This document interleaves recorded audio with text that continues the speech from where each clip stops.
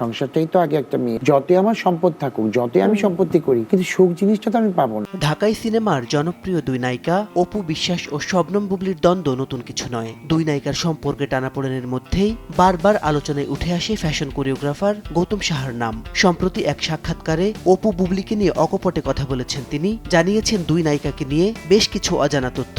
বাদ পড়েনি সন্তানদের নিয়ে আলোচনাও।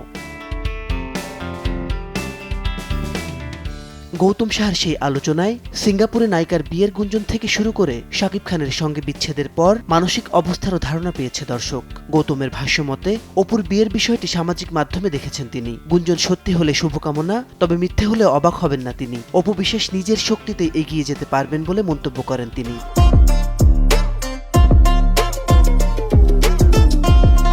গৌতমের মতে অর্থ বা সাফল্যই জীবনের সব সুখ নয়। একজন নারী হিসেবে অপুরও একটি সুন্দর সংসার প্রাপ্য। মা বাবা নেই, সঙ্গে ছোট্ট ছেলে জয়। সব মিলিয়ে নতুন করে সুখী হওয়ার সুযোগ তার পাওয়া উচিত বলে মনে করেন তিনি।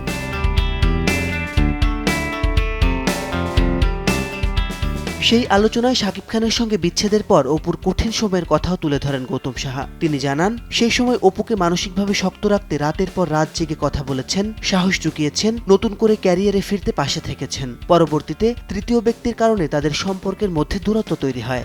আমি ফুল বন্ধু, ফুলের ভ্রমরা সখী গো। বর্তমানে শবনম বুবলির সঙ্গে নিয়মিত কাজ করছেন গৌতম সাহা। দীর্ঘ ক্যারিয়ারে অনেক প্রতিষ্ঠিত নায়িকার সঙ্গে কাজ করলেও বুবলির মতো সহযোগিতাপরায়ণ মানুষ খুব কমই দেখেছেন বলে জানান তিনি। কাজের প্রতি তার আন্তরিকতা ও সহযোগিতার মনোভাব গৌতমকে মুগ্ধ করেছে।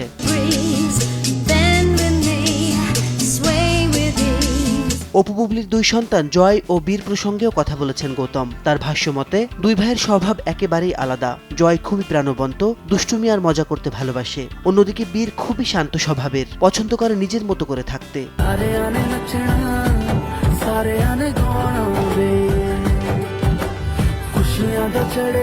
অপুর সঙ্গে আগের মতো যোগাযোগ না থাকলেও ভাই বোনের মতো সম্পর্কের সেই হাসি ঠাট্টার দিনগুলো এখনো ভীষণ মনে পড়ে গৌতম সাহার। একসময় অপুর সবচেয়ে কাছের মানুষ ছিলেন তিনি, এখন বুবলির আস্থার নাম। তাই দুই নায়িকাকে ঘিরে গৌতম সাহার এই অকপট স্বীকারোক্তি জন্ম দিয়েছে নতুন আলোচনার। মাসিদ রণ, সময় সংবাদ, ঢাকা।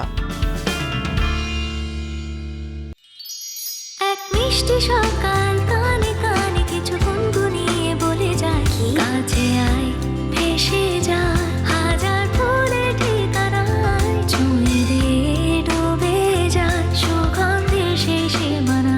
তিব্বত লাক্সারি সো, বাংলাদেশের রূপ।